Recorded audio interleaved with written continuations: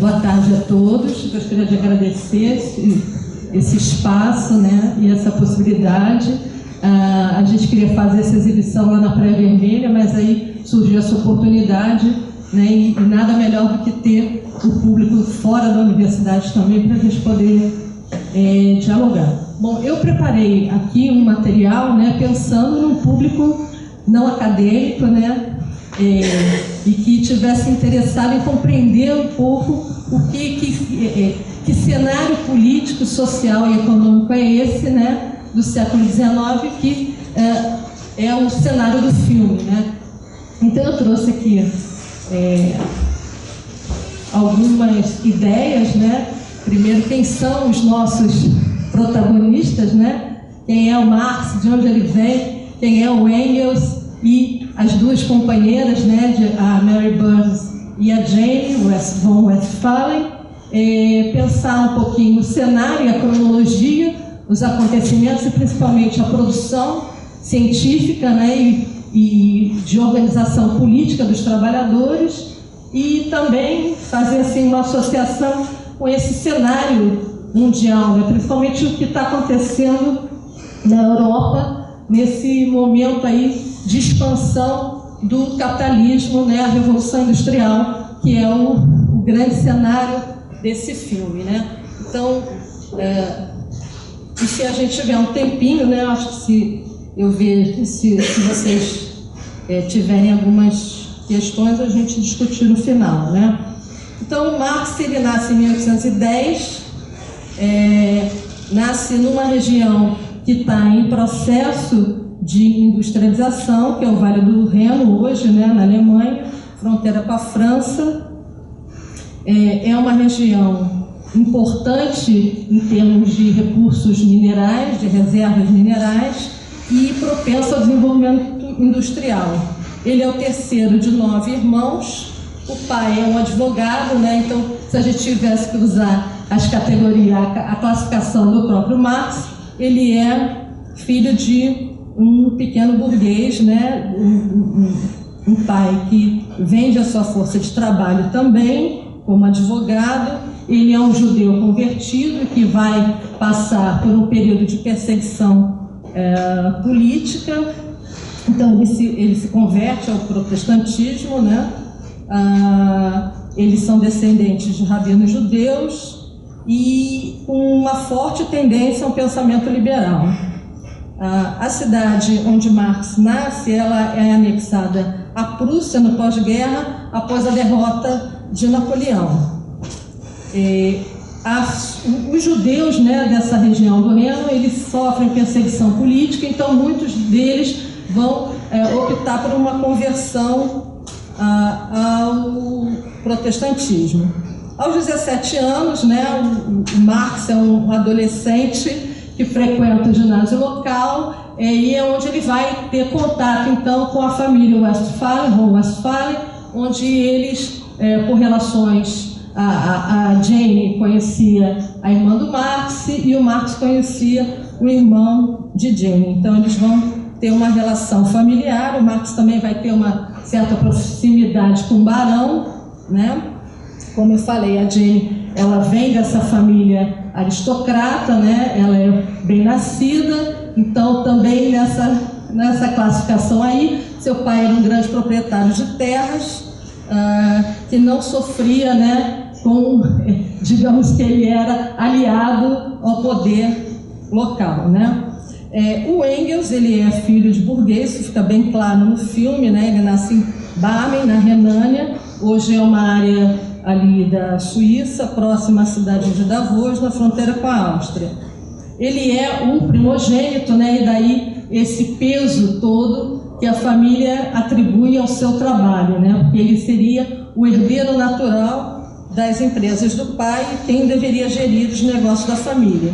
O pai, ele é um pietista liberal, né? O pietismo é um movimento religioso daquela época, né, que prega uma certa ideia de individualizar o pensamento protestante, individualização do pensamento protestante.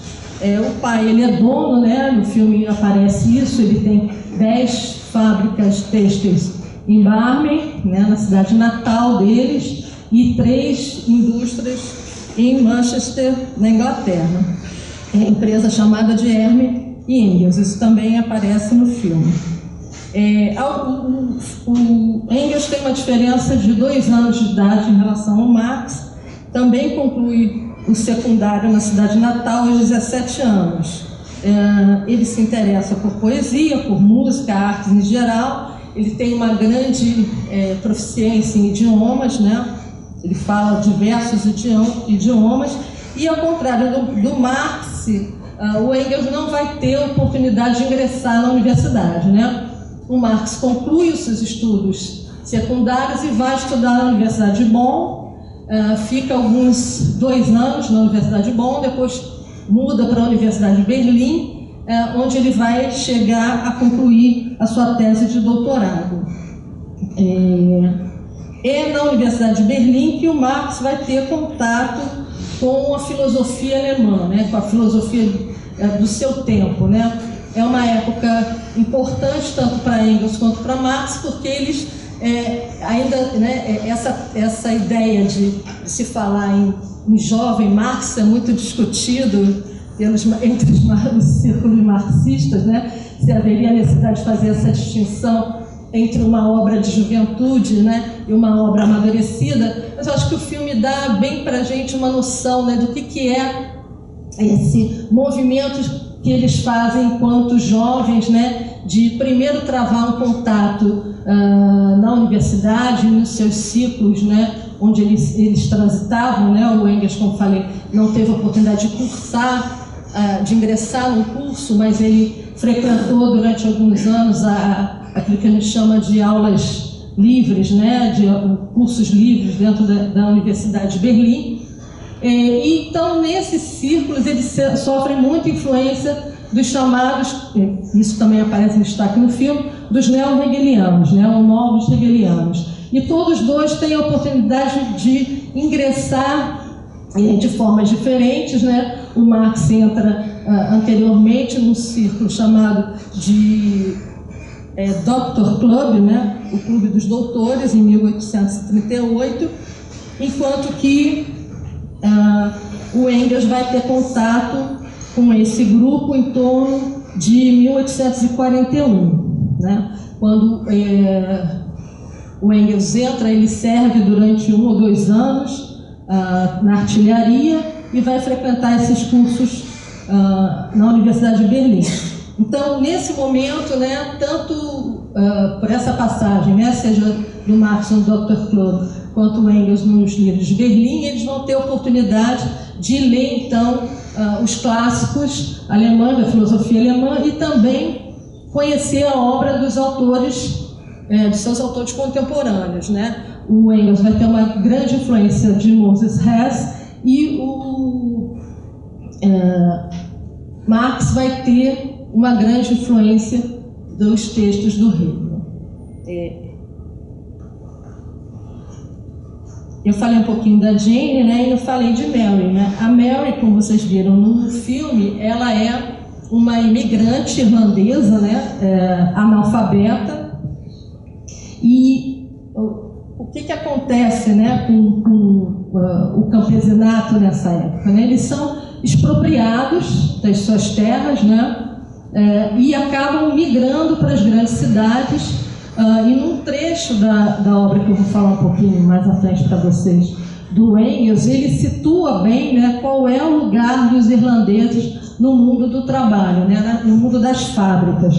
Então, esses imigrantes irlandeses são aqueles que se submetem aos piores salários e às piores condições de vida, né? Eles vão viver amontoados, né, sem uma alimentação que lhe dê força suficiente muitas vezes para trabalhar, e essa é a condição tanto da Mary quanto da Lizzie, que são as proletariadas do filme, né? E são trabalhadores da indústria têxtil.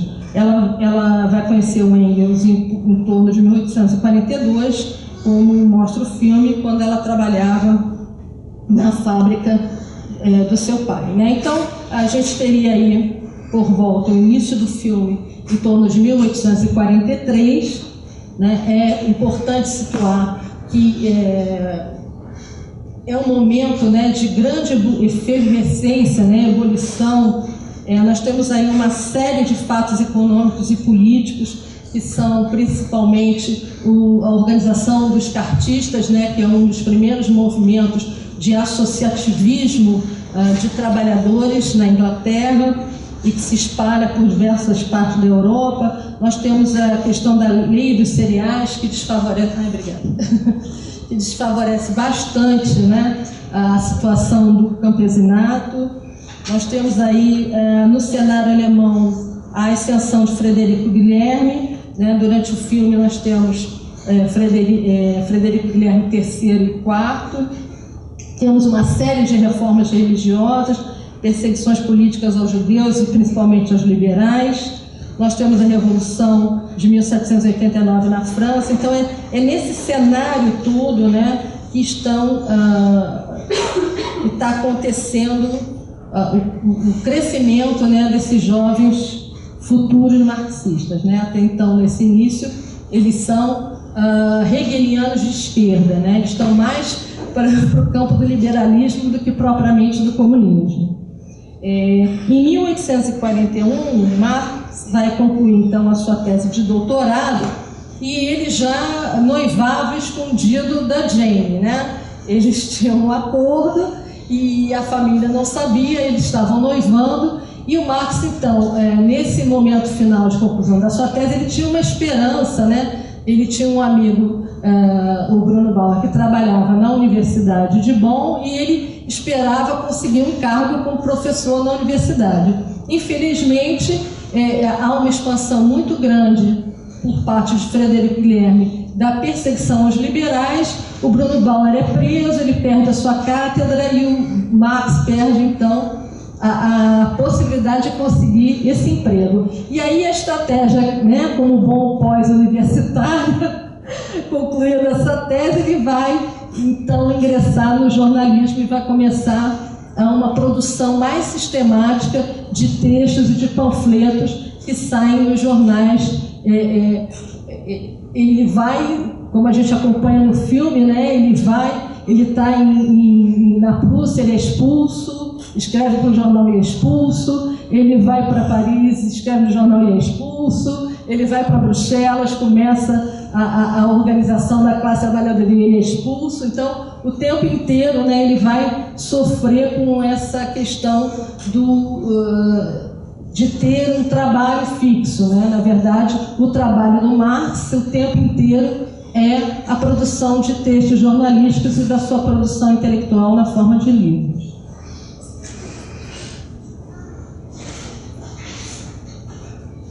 Bom, então, terminando a sua tese, né, em que ele vai discutir a filosofia de Demócrito e Epicuro, devido à grande perseguição dos hegelianos de esquerda, ele então vai tentar começar nesse jornal para poder, então, se casar com a Jane, constituir família com Jane, né? E nesse momento, então, também, em que ele começa a sofrer mais essa perseguição política, ou seja, que ele começa a sair do campo só do pensar para o campo do fazer político, né, e fazer junto com os trabalhadores, junto com o proletariado, ele começa também a construir a sua crítica ao materialismo idealista, ao materialismo hegeliano. Ele sai, né, começa a carreira nos jornais chamados de anais alemães. Isso é um errinho do filme, né, porque ele mostra anais franco-alemães, mas na verdade são os anais alemães, quando ele trabalha pela primeira vez com Hug, né, com Arnold Hug. Em 42 ele está em Colônia, também fazendo panfletos, para a Gazeta Renana, e aparece o editor, né, que é o Stirner, no filme. Em 43, ele faz, e aí começa o filme, né, propriamente. Ele faz que, quando mostra aquela cena, a primeira cena, né, a cena em que os trabalhadores estão fazendo a coleta, né, e aí são agredidos, são perseguidos pelos guardas do czar, né? Isso acontecia na Europa toda. Os trabalhadores eram impedidos, né, de pegar frutas, de caçar, de fazer qualquer tipo de coleta nas áreas que eram as áreas de propriedade, né, do monarca. Então, Marx vai escrever uma crítica ao czar e vai escrever principalmente uma crítica, e isso aparece na fala, né, quando ele está lendo lá o texto, a lei contra o roubo de madeira, né, porque ele começa explicando, bom, mas se sequer o trabalhador compreende isso como roubo, né, como é que ele pode ser então preso e punido? E aí tanto Marx quanto seus colegas são presos, a Gazeta Renana é fechada, né? A Gazeta Renana tem esse nome por causa de ser na região do Reno, né? A Gazeta é fechada e então Marx vai ter que recomeçar, né?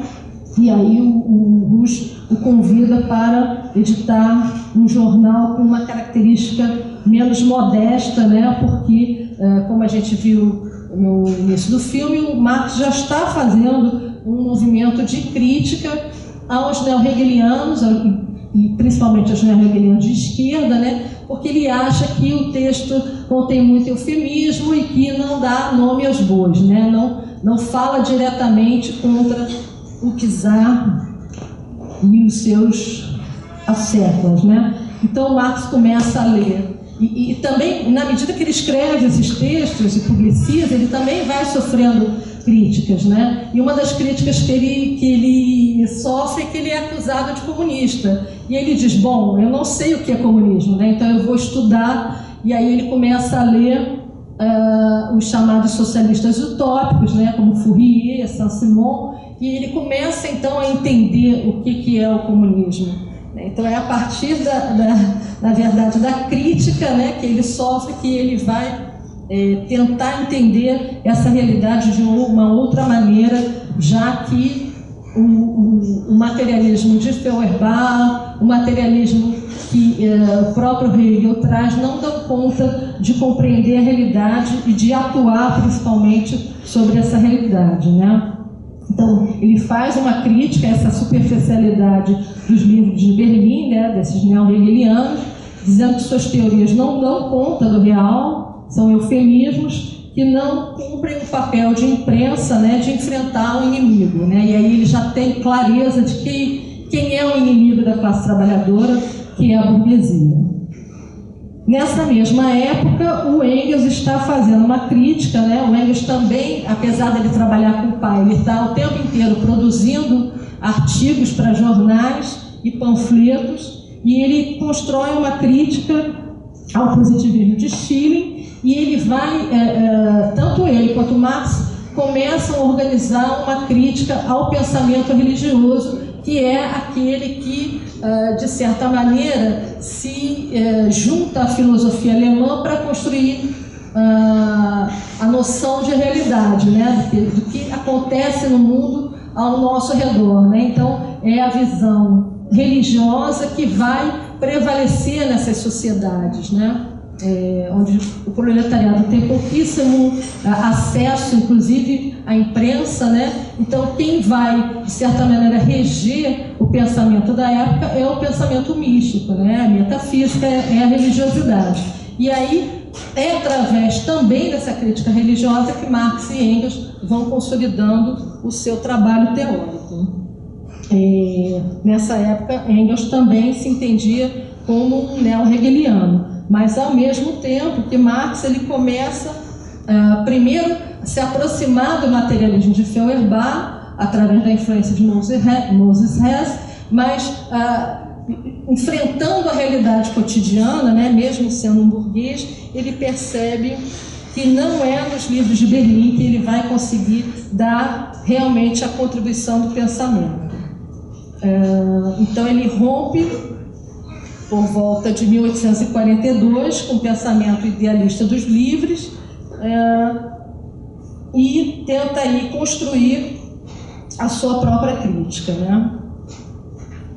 Em 1842, e esse também é um momento importante do filme, entre 42 e 43, o Engels que não consegue ingressar na universidade, mas é autodidata, né? Ele consegue ficar um tempo em Manchester, né? E não só em Manchester, no filme eles falam muito nessa localidade, mas na verdade ele vai à Escócia, ele vai à Irlanda, ele vai transitar por várias cidades que estão em pleno desenvolvimento industrial para conhecer de perto a realidade da classe trabalhadora, né? Então ele vai beber nos bares dos operários, ele vai às casas dos operários para poder então construir aquilo que eu, como pesquisadora da obra do Engels, considero um dos trabalhos que nós temos que ler hoje em dia também, né? Que é a situação da classe trabalhadora na Inglaterra, que não é o seu primeiro trabalho, né? O primeiro grande trabalho de volume do Engels é o esboço da crítica da economia política.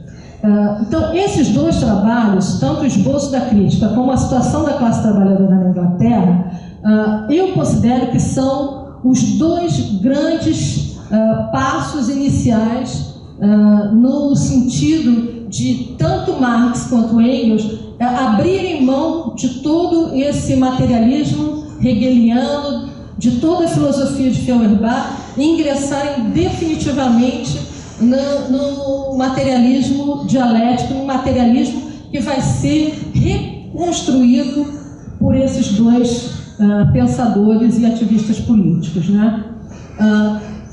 A situação da classe trabalhadora é um trabalho de empiria, né? Quem é estudante deve ter ouvido falar em etnografia, né? Então, é esse movimento, né, de sair do seu lugar de conforto e ingressar no lugar do outro, né, do estrangeiro, que vai fazer com que Engels realmente perceba o que não a classe trabalhadora, né? Porque, como eles mesmos vão dizer, quem descobriu, entre aspas, as classes foram os intelectuais burgueses, né? Os clássicos da economia política burguesa, Adam Smith, Ricardo, já falavam em classes e já falavam em luta de classes, né? O que nessa obra o Engels vai distinguir em termos de pensamento é que esses trabalhadores não são os coitados, né? Esses trabalhadores não são aqueles que precisam ser sustentados pela burguesia, né? Ou pelo Bolsa Família, para a gente trazer para a nossa época. Eles são trabalhadores capazes de organização e de construção do processo revolucionário, ou seja, a emancipação tem que se dar por essa classe organizada e essa classe que compreende a sua realidade e é capaz, então, de construir a luta, né? E é isso que vai embasar, e no filme eu acho que fica bastante claro, é isso que vai dar o fôlego para que Marx e Engels estabeleçam a sua parceria intelectual e passem não mais a formular uma filosofia sobre o proletariado, mas elaborar uma filosofia com o proletariado, né? A partir das lutas, das demandas políticas e econômicas e sociais da época em que eles estão vivendo. Então, essa é a grande, na minha compreensão, virada, essa é a transição, né, do comunismo filosófico de Feuerbach e de Hess para o comunismo não idealista, para o comunismo materialista.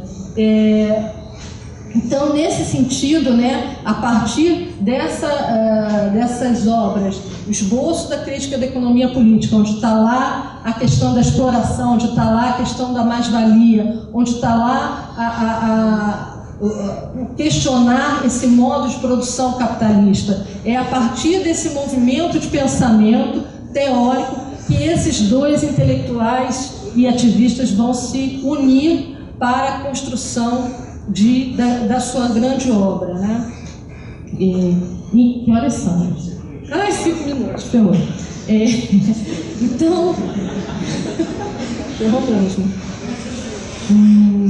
Então eu vou pular um pouco nessa parte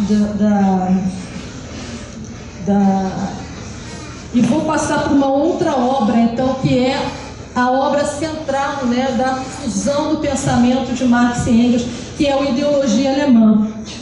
O Ideologia Alemã é uma obra importante para a gente conceber não só esse movimento, essa transição, né, do comunismo idealista para um comunismo não idealista, materialista, porque é uma obra onde eles fundamentam não só a crítica contra o idealismo, mas onde eles conseguem explicitar o método de pensamento, né? Onde a gente, como estudante, como leitor da obra, né, como produtores de dissertações e teses, nós precisamos compreender para pensarmos a construção do nosso pensamento realmente em fusão com o mundo real, né? Com o que acontece na materialidade, nas relações de produção, e que hoje, mais do que nunca, né, falando para cariocas e brasileiros, nós estamos num momento de que a gente precisa interrogar a realidade com muita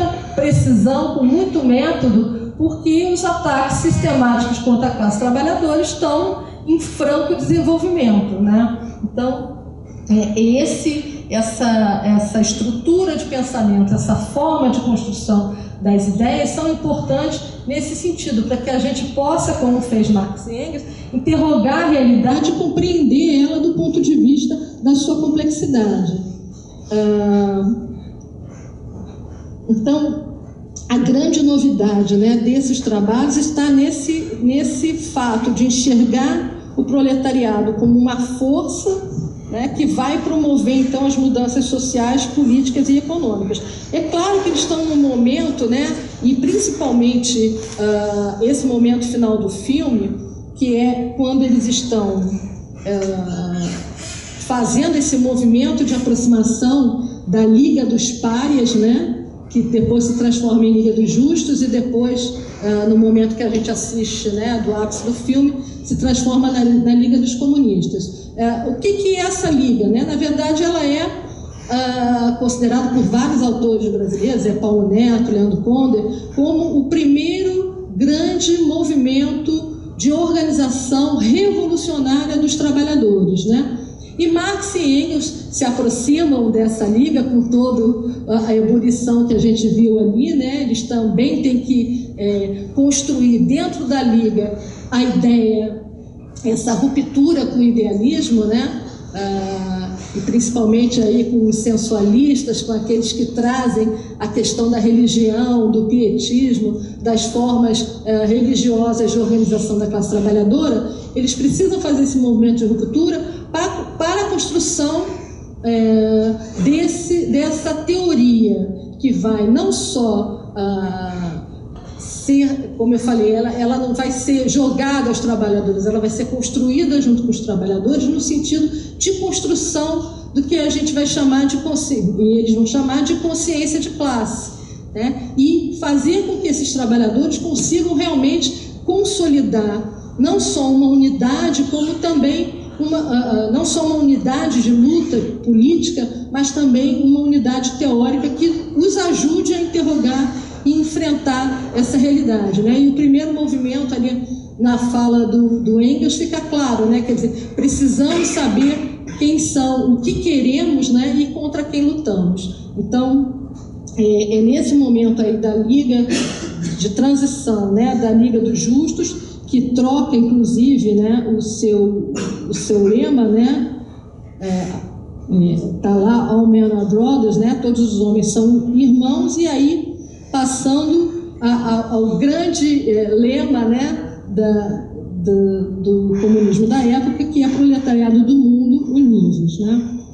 Então, por que estamos lutando? E o que queremos é o que E tanto Marx quanto Engels vão se organizar, né, para consolidar através de um texto que é um texto de divulgação científica, né, que é um texto panfletário, que é um texto que faz a síntese do pensamento marxista, já não mais bebendo nas águas do idealismo, mas dentro do materialismo, e que vai ser, então, o texto de difusão das ideias, que é o manifesto, né? O manifesto do Partido Comunista, e que é um texto traduzido em diversos idiomas, né? E atualíssimo até os dias de hoje.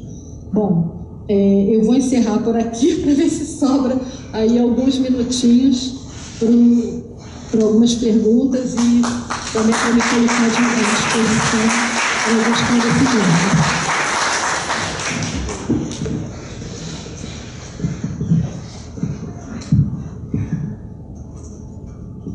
Obrigado, Paula, agradecer aí sua colaboração com a gente aqui hoje, abrir para questões, quem quiser fazer uma questão, só anotando aqui que eu vou escrever.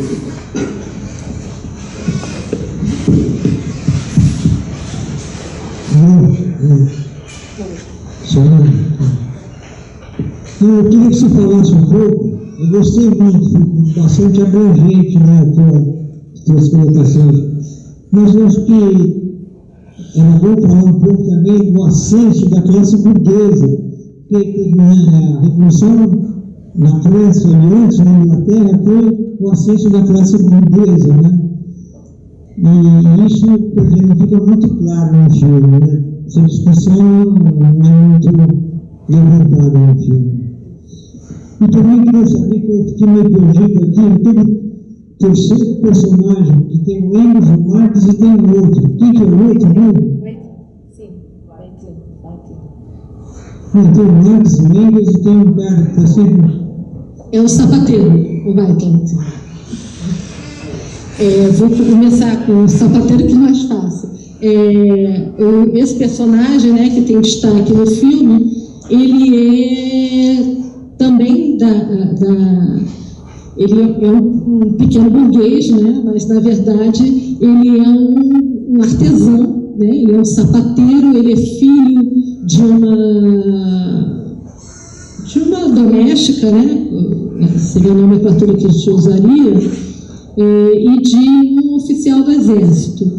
E ele tem, assim, uma grande capacidade de se colocar para as massas, e ele vai, então, disputar, né, que é o que a gente vê principalmente no filme, com Marx, a centralidade das suas ideias e principalmente do movimento dos trabalhadores, né? Mas, como fica claro no filme, ele vai perdendo força na medida em que ele não tem, né, e no filme isso fica claro, ele não vê a necessidade de uma teoria, né? Ele não vê a necessidade de que as ideias cheguem para os trabalhadores. E por que isso é importante, né? Por que os trabalhadores têm que conhecer e conhecer bem a sua realidade? Para que eles não sejam manipulados. Então, Marx, ele tem clareza, Marx e Engels têm clareza de como é que eles precisam dirigir a luta dos trabalhadores. Primeiro com teoria, né? E com uma teoria que sirva à classe trabalhadora, né? E não uma teoria da burguesia que seja acochambrada, né? Que seja acordada por diversos setores, né? Que é o que a gente vai ver e que Marx vai criticar mais adiante, e Engels, né, que é o esquerdismo, que é a ideia, né, de tentar construir, através de uma humanização do capital, a ideia de que é possível reformar o capitalismo, né? E isso fica absolutamente claro ao longo da obra de Marx e de Engels, né? E vai ser a luta que ele vai travar dentro do movimento operário, né, dentro da Internacional, na construção dos partidos comunistas pela Europa toda. A primeira questão é importantíssima, né? A burguesia nasce como classe revolucionária, né? A burguesia não é ninguém que não pensa, né? A burguesia é uma classe que, em um determinado movimento da momento e movimento da história, consegue superar, né, a monarquia. No primeiro momento, ele é muito esperto, e Marx vai escrever muito sobre isso, né? Eu recomendo um texto que aparentemente é datado, né, que é o 18 Brumário de Louis Bonaparte, que é essencial para a gente entender, inclusive, o Brasil de hoje. A gente tem que transpor um pouco os personagens, as castas do filme, do livro, das disputas de poder para o nosso tempo, mas é um texto absolutamente educativo. Eu acho que eu recomendaria aos jovens como uma leitura de fim de tarde, uma leitura de férias, que é importantíssima. Então, a classe burguesa não é a classe que vai, digamos assim, ser cooptada pela monarquia. Pelo contrário, ela vai lutar contra a monarquia, ela vai lutar contra um modo de vida, né? Ela vai lutar contra o feudalismo, contra a sociedade monárquica, contra o absolutismo, e vai conseguir se impor enquanto classe, né? E torna-se, então, no movimento da história, a classe dominante, ou seja, a classe a ser desmontada pela classe que é expropriada, ou seja, pelo proletariado, né? Então, Marx e Engels vão fazer esse trabalho, né? Na situação da classe trabalhadora na Inglaterra, está bem caracterizado, né, esse antagonismo. E o porquê desse antagonismo? E por que esse antagonismo é inconciliável? Né? Porque em momento nenhum da história, né, vai ser possível a classe trabalhadora superar, do jeito que nós vamos, né, a burguesia, a não ser que se torne realmente uma classe capaz de se autogerir, uma classe capaz de elaborar a sua teoria, a sua filosofia, a sua política com autonomia, né? Sem se deixar levar pela ideologia dominante, que é a ideologia da classe que está no poder. Respondi.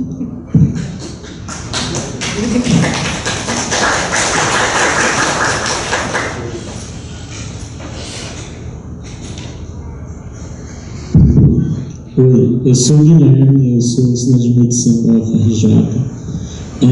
E no fim do filme, né, termina com a frase dizendo que a obra do Capital não é uma obra completa, porque, né, o próprio objeto da crítica ainda está em construção, e acho que, obviamente, sabemos todos como o capitalismo está cada vez mais fortalecido. Diante disso, duas perguntas. A primeira o comunismo, ao longo da história, como ele se modificou, ou o que você acredita que precisa ser modificado nele, né? E se você acredita que realmente, justamente diante desse fortalecimento do capitalismo no nosso momento atual, você tem como de fato derrubar. A minha é junto com essa. Primeiramente, assim, parabenizar, adorei, queria muito ver esse filme, e a sua explanação foi excelente. Sou Ana Mora, sou professora da UFRJ também, da arquitetura, né?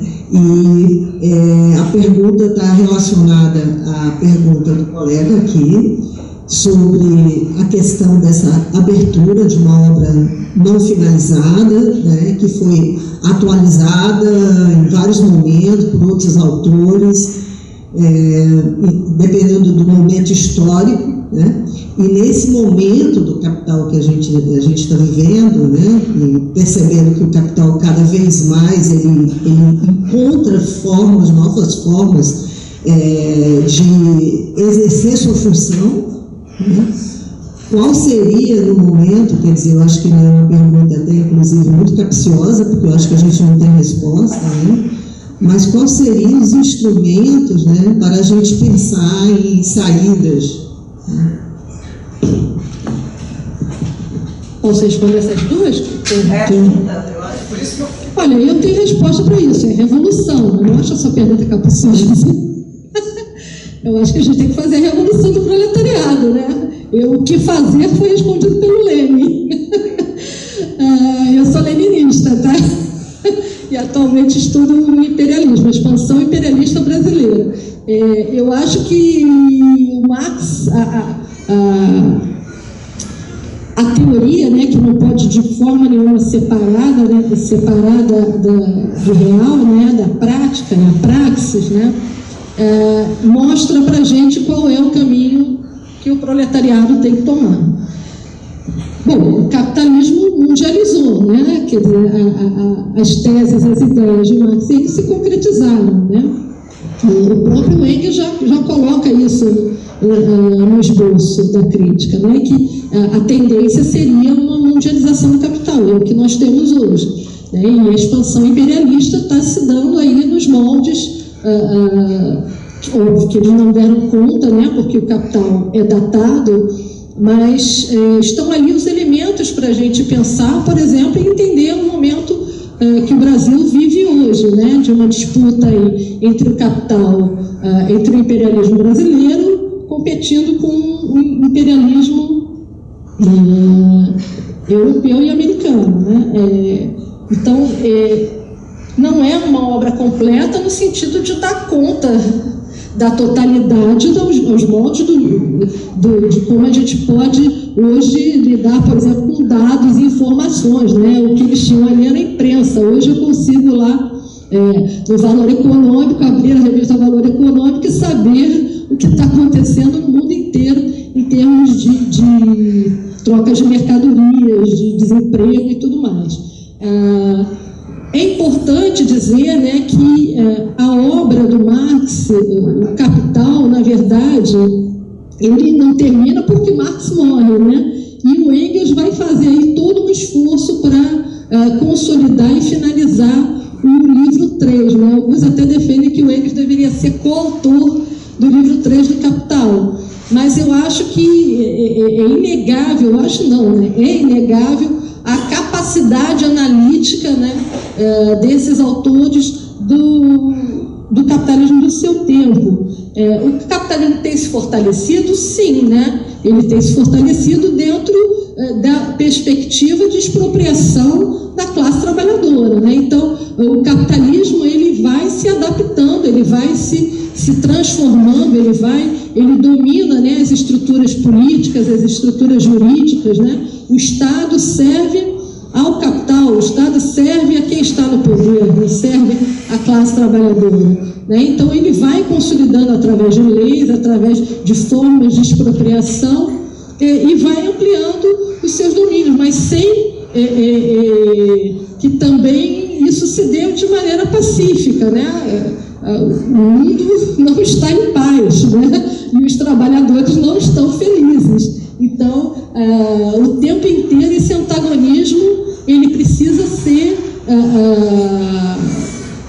apaziguado, né? É preciso estabelecer estratégias para manter a coesão social, né? No Brasil nós temos um exemplo claro, né? O lulismo é um esforço muito bem organizado de contenção social, né? De manter a coesão social dentro de moldes aceitáveis para que a economia possa dar os seus superlucros, né? Principalmente para o capital financeiro. As crises do capital são previstas, né, na obra, né, desses dois autores. Elas são crises cíclicas e elas vão se autorregulando através, principalmente, do seu sistema jurídico, né, do sistema jurídico que está na mão, a legislação, né, todo o aparato estatal está aí para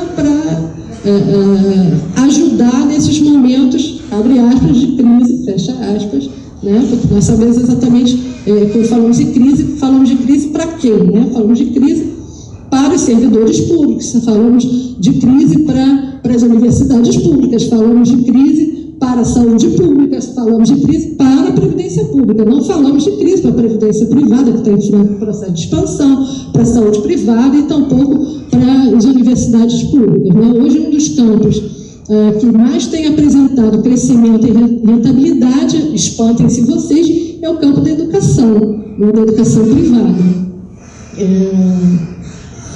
Bom, e aí, um pouco o que o Guilherme perguntou, né, das experiências comunistas, Bom, nós tivemos momentos de experiências comunistas, né?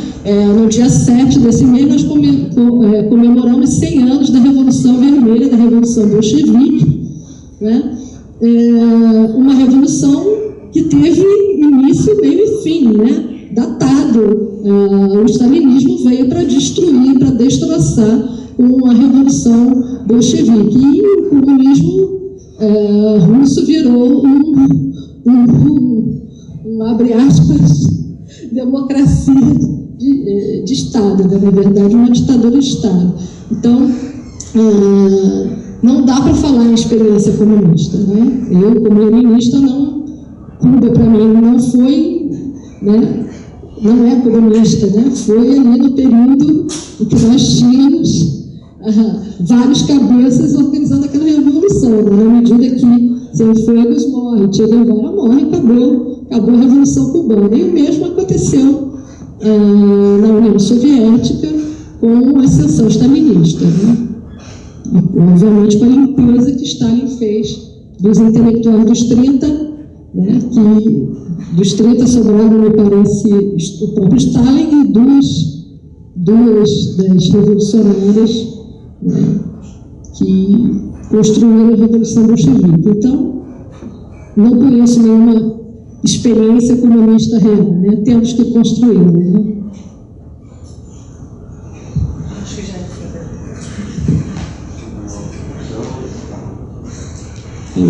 Alguém mais alguma outra questão? Raquel. Boa tarde, sou Raquel, sou servidora aqui da UFRJ, trabalho na Casa Docência. Eu gostaria de falar algumas coisas assim, que eu acho que no filme faz a gente pensar na nossa realidade aqui. Se a gente for parar para pensar num período histórico um pouco mais curto aqui no Brasil, do primeiro momento que a gente tem, de fato, os trabalhadores organizados e chegando com uma representação que veio do seio da classe trabalhadora, que foi a experiência lulista aqui no Brasil, e como esse projeto de conciliação de classe foi destruído e de fato não serve à classe trabalhadora. E eu acho que essa referência do filme que ele fala, a gente não pode conciliar com o capitalismo tem que ser destruído. E isso ficou expresso aqui na nossa história recente de conciliação, que foi totalmente, não serviu aos trabalhadores, não serviu à classe, e acho que é importante a gente fazer essa referência. E também gostaria que você comentasse, se desse, dessa situação que eu vejo nos últimos 10 anos, desde a crise de 2008, que o capitalismo ele passou por várias crises durante o século XX, mas existe uma crise essencialmente no centro do capital, assim, tanto nos Estados Unidos como na Europa, e que os trabalhadores desses grandes centros capitalistas agora sofrem essa evolução assim, da exploração, que durante um período não sofria tão radicalmente, porque teve a expansão do capitalismo e a exploração do resto do mundo foi muito mais intensa. Mas agora o capitalismo existe uma crise que a gente vê reformas trabalhistas na França para explorar mais os trabalhadores franceses, e a crise na Europa como um todo, o desemprego nos Estados Unidos, e isso muda um pouco a característica do capitalismo que a gente via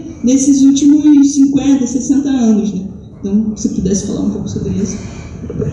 Assim, como eu falei, concordo com você, né? O lulismo foi uma tentativa de conciliação de classes, né? Que obviamente não deu certo para a nossa classe trabalhadora, tá? Não deu certo para nós, deu certo, está dando certo, né? A sua continuidade, né? Lula formula as políticas que estão sendo nesse momento aprovadas no Congresso Nacional. Agora, a conciliação de classe é necessária, né? O tempo inteiro nós temos aí os organismos internacionais produzindo conhecimento, produzindo relatórios, produzindo documentos, né? ensinando aos países a como fazer essa conciliação, seja pela consolidação de uma unidade aí de esquerdas com direita, com centro e tudo mais, seja através da educação, né, de organizações sociais que vão atuar, né, nos bolsões de pobreza, nos bolsões de miséria, e como você falou aí, né, nesses focos de resistência e de ebulição, né, esses movimentos contra-hegemônicos que a gente poderia chamá-los assim, mas isso tem um limite, né? Esse modelo de conciliação tem um limite.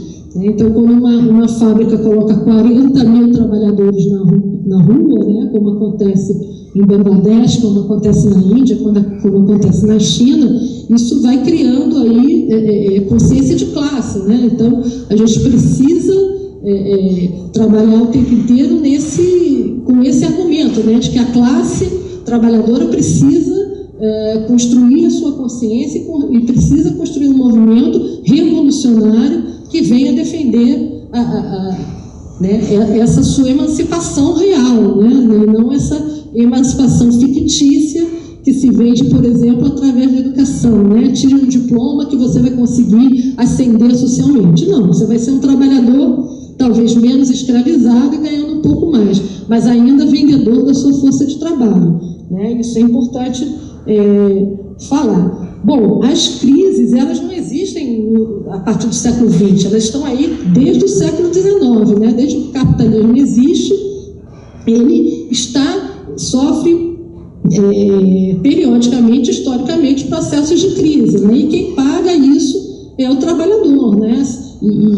E muitas dessas crises nós já conhecemos como elas são resolvidas. Elas são resolvidas através de disputa por território, disputa pelo mercado, e isso se faz através de uma coisa chamada guerra, né? Guerras localizadas ou grandes guerras.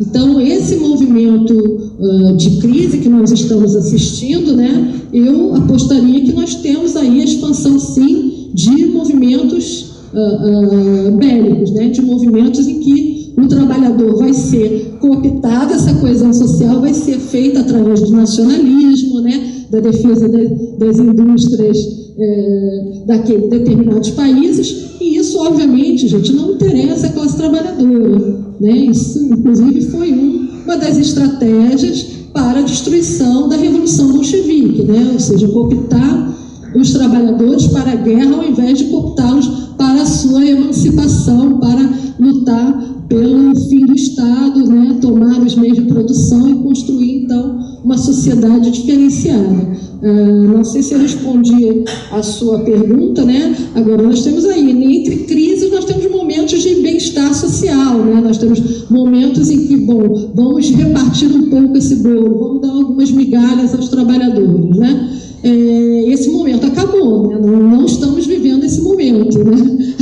A sua geração não vai viver esse momento de welfare state, de bem-estar social. Não é isso que nós temos pela frente, pelo menos para os próximos 20 anos, tá? Acho que a gente pode encerrar ali com essa questão. Nós vamos ser expulsos, né? Boa tarde. Muito interessante a exposição. Eu sou Patrick, sou professor substituto da UFRJ também, curso de economia. Eu gostei bastante da sua exposição, mas eu fiquei só com um certo receio com relação a alguns pontos, porque sempre enxerguei pessoalmente uma certa trajetória evolutiva na organização social brasileira que se fez quando houve algum grau de redistribuição de renda. Eu tenho consciência de que o nível de consciência, né, desculpa a repetição da palavra, mas é que ela é importante para esse argumento, a sociedade brasileira, principalmente a sua classe trabalhadora, ainda não tem mais do que Lenin, Marx e Engels diriam, uma consciência de classe suficiente para promover a luta revolucionária. E eu fiquei pensando até que ponto esse capitalismo de coalizão e de coesão social poderia ser um instrumento fornecedor da consciência de classe.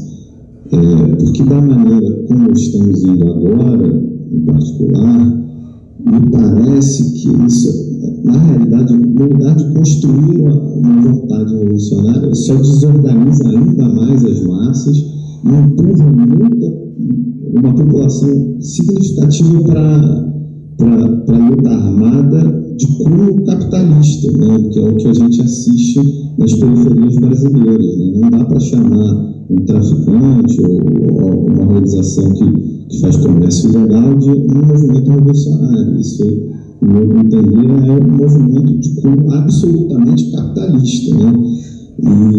Então eu ficaria com essa dúvida na cabeça. Seria o movimento lulista funcional para a construção de uma consciência de classe? E se não é funcional para a construção de uma consciência de classe, seria no mínimo algo melhor do que aquilo que vivemos hoje? Tomando então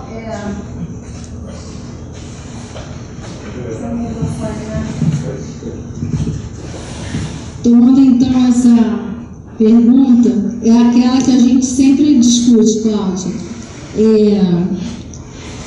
Com essa esquerda que a gente tem, né, como é que se constrói uma consciência de classe? Né?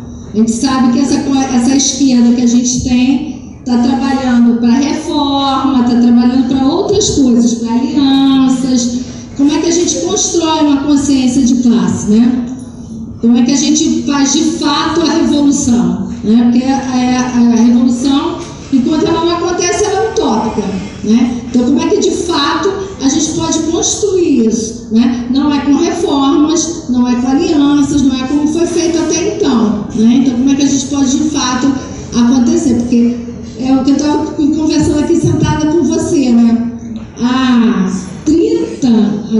mais de 30 anos atrás, eu sentada na faculdade de serviço social na UERJ, quando eu lia o primeiro capítulo do Engels, da classe trabalhadora, desse livro da classe trabalhadora, e aí ele fazia um relato, né, de como era, e a gente pegou o questionário que ele aplicou, e aí a gente começou a debater e tal, no áudio. E a professora virou e falou assim: queridos, mas vocês aí, bonitinhos, arrumadinhos, vocês não vão fazer a revolução. Sinto informar que vocês não vão fazer. Né? E a gente tem visto movimentos muito fora, a gente tem visto alguns movimentos fora das organizações partidárias, né? Alguns movimentos, né? Eu queria que você falasse desses movimentos, inclusive de alguns movimentos que você faz parte, né? Que tem construído um pouco dessa de fato, dessa revolução. Eu vou começar com o Patrick, e eu não discordo de você, é isso que você falou mesmo, né? Você precisa construir a ideologia, você precisa tornar a ideologia uma ideologia para todos, né? Você pode fazer isso de duas maneiras, ou por coesão ou por coerção. Né? Coerção foi o que aconteceu ontem na Ciberlândia. Joga bomba, né? Desfaz a passeata, prende os meninos, né? Manda os meninos para Bangu, enfim. Você vai tentar, né? Se você é dono do aparelho coercitivo, das forças de coerção, né? A polícia, né? O exército, você vai meter a porrada, né? Desculpa a franqueza. E agora, a coesão, essa construção de uma ideologia de coesão, né? Ela não cria consciência de classe, não. Coesão social não constrói consciência de classe, né? Como você falou, quem hoje tem as armas ou está no aparelho de Estado ou está servindo a burguesia, né, para consolidar aí o terceiro mercado mundial, que é o mercado de drogas, né, e que obviamente ninguém vai acabar com ele, nem com o mercado de drogas, de drogas e tampouco o mercado de armas. Então eles estão servindo aos seus senhores, né, a burguesia. Então eu não concordo com você, né? Não é pela esquerda, não é pelo comunismo, não é por uma tentativa tentativa de fazer acordos, e principalmente por dentro do Estado, né, tentando reformar esse Estado, esse capital, que você vai fazer qualquer mudança para nós, classe trabalhadora, né? Quem tem que fazer essa mudança somos nós, né? Primeiro, construindo uma unidade, né? Seja através de um partido revolucionário, né? Parece totalmente utopista falar em um partido revolucionário, mas é isso que a gente tem que fazer, é a construção de um partido revolucionário, um partido que não só construa novas teses, novas ideias que venham nos favorecer enquanto classe, mas que criem caminhos para a construção da luta e o desenvolvimento dessa luta, né? O que nós temos hoje são pequenos movimentos espalhados de trabalhadores pelo mundo, né? Temos, sim, partidos revolucionários, né? Com agendas próprias, com organização própria, e que tem que se consolidar, né? Tem que ampliar a sua base, né? E a base é a juventude, né? São vocês que estão aqui, né? Só lembrar que a revolução que se pensava no século XIX é a revolução que a gente tem que pensar hoje, né? Nós temos que construir as nossas formas de luta revolucionária, né? E que não necessariamente vai passar pelas explosões e hecatombes nucleares, né? Se a gente pensar, 99% do planeta é proletariado, né? Então, precisaríamos de destruição? Não, só precisamos nos organizar e realmente seguir uma agenda que nos favoreça, né? E romper com essa ideia, né, de que as diferenças sociais são naturais, né? Que o desemprego é estrutural, é natural, não é, né? Um trabalhador não ter trabalho não é natural, né? Um trabalhador não poder criar a sua subsistência com as suas próprias mãos, não, isso não é natural, né? Eu venho da biologia, eu posso afirmar para vocês categoricamente que a luta pela sobrevivência é a primeira, né? Qualquer um se colocado numa ilha lá, 3, 4 pessoas, aí o primeiro movimento vai ser não ficar pensando como vou, né, hidratar a minha pele, mas como é que eu vou sobreviver, né? Então, essa é a base de tudo, como sobrevivemos numa sociedade que cada vez mais se expropria, né, a si mesmo enquanto indivíduo, enquanto natureza, e destrói tudo que está à sua volta, né, sem pensar no futuro, né, sem pensar em momento nenhum nas gerações futuras. É lucro, lucro e lucro, né?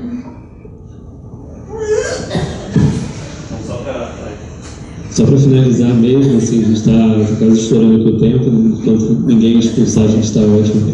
Então, só para alongar rapidamente, você nem precisa se alongar tanto, porque pelo que você já comentou, já dá para inferir, né, possíveis desdobramentos, mas eu gostei do filme, né, o diretor tem uma entrevista, até está publicado lá no nosso perfil do Facebook, uma entrevista que o diretor do filme deu, né, o Raul Peck, que ele falou que até fez esse filme, né, com formas de tentar entender por que conseguimos eleger o Trump, né, nos Estados Unidos. Então ele coloca várias questões interessantes que ele acha que carrega muito de uma história de militância, de política, e busca fazer isso, né, a partir dos filmes, né, Eu Não Sou Seu Negro e esse agora. Ele ressalta uma questão que eu vi bastante isso no filme, a retratação de Marx, Engels, todo esse círculo, né, como homens de ciência, como homens que estão buscando entender certos processos, né, da sociedade a partir da observação, dessa empiria, né, de analisar criticamente, né, determinados fenômenos ali, né, do mundo ao redor, de determinadas operações. E essa questão deles de ser homens de ciência, eu queria reforçar, né, isso no filme, né? A gente vê bastante, especialmente no confronto dele ali com o Weidling, né, aquela discussão que ele tem ali com o Weidling. E você no campo da educação, fazendo um salto aqui para a nossa sociedade, né, quando nós temos aí determinados movimentos, né, que se aliam ao governo para tentar, de algum modo, desqualificar certos teóricos, né, especialmente ligados, né, a uma possível doutrinação, né, socialista, coisas desse tipo. Como você vê esse tipo de movimento hoje, né, e essa relação com o conhecimento científico, histórico, que tem o seu legado, importância, uma relevância? É só para jogar assim, ficar no ar, assim, precisa. Ele quer que eu apanhe. Pós-modernismo não dá, né? Eu sou materialista, a gente tem que dialogar com o real, né? Bom, eu acho o seguinte, o diretor, ele vem do Haiti, né? Ele é haitiano, né? Ele é colônia do Brasil, né? Ele é colônia da Odebrecht, das empresas que estão lá no Haiti explorando e ganhando muito dinheiro, né? Então, eu acho que ele tem aí duas inspirações. Bom, educação, aí eu vou apanhar duas vezes, né? Eu comecei como professora da escola pública, professora de ciências da Rede Municipal do Rio de Janeiro, trabalhei durante 21 anos e depois eu fiz concurso para a UF, depois para a UFRJ. Gente, educação é ideologia, é puro idealismo, né? Você achar que pelo pensamento, pelas ideias, né, vamos melhorar o conhecimento da classe trabalhadora, não é por aí, né? Não é pela educação que a gente transforma, né? São as ações, né? A educação pode nos ajudar, né, a entender melhor o real, mas não uma educação numa sociedade de classes, né? Quer dizer, hoje não, né? Sempre a escola foi escola para os filhos da elite e escola para os outros, né? Nessa época que o filme retrata, né, os trabalhadores levavam os bebês e as crianças para as fábricas, né? Os bebês ficavam nos cantos lá, boletados, e aquilo ali começa a mexer com a consciência do burguês, né? Então, aquelas crianças que não estavam nas fábricas vendendo a sua força de trabalho, elas precisavam ficar em algum lugar, né? Porque a família, o capitalismo, ele desmantela a família, né? Ele, apesar de ele construir todo um discurso de importância da família, o que ele faz é detonar com aquela família que junto trabalhava, comia junto, plantava junto, né? Rezava junto, vivia junto. E aí é preciso um lugar para colocar a criança. Esse lugar é a escola, né? Bom, mas a escola, ela precisa ter um sentido a mais do que um depósito de crianças. Então, ela passa a ser também uma estratégia muito importante, né, para a construção dessa coesão social, né? Então, a escola passa a ser um dos principais aparelhos, né, que o Althusser vai chamar bem mais tarde de aparelho ideológico de Estado, né? É a escola que vai difundir, que vai divulgar a ideologia da classe dominante, né? Então, não é pela educação, essa educação pensada abstratamente, essa escola pensada abstratamente, que a gente vai construir, trazer a luta de classes ao nosso favor. Novamente, o filme é interessante para mostrar o caminho, quer dizer, a imprensa operária, né, educa o trabalhador. A imprensa operária é uma estratégia para essa organização e a construção dessa consciência de classe, tão importante quanto a construção do Partido Revolucionário. É por aí que a gente tem que pensar, não pela escola, né? Então, se a gente vai falar de escola, eu falo sempre que a gente tem que inventar um outro nome, né, que não seja escola, né? Tem que ser a escola do Partido Revolucionário, encontros de trabalhadores, ciclos operários. A gente vai criar uma outra nomenclatura para pensar lugares onde trabalhadores sentem para ler, para discutir, para escrever, né, para consolidar seus próprios pensamentos, seus textos e assim ampliar essa consciência de classe. Mas não é essa escola que a gente conhece e que a gente tem até hoje no século XXI e que só permanece, né, até hoje porque é a grande difusora ideológica da classe no poder.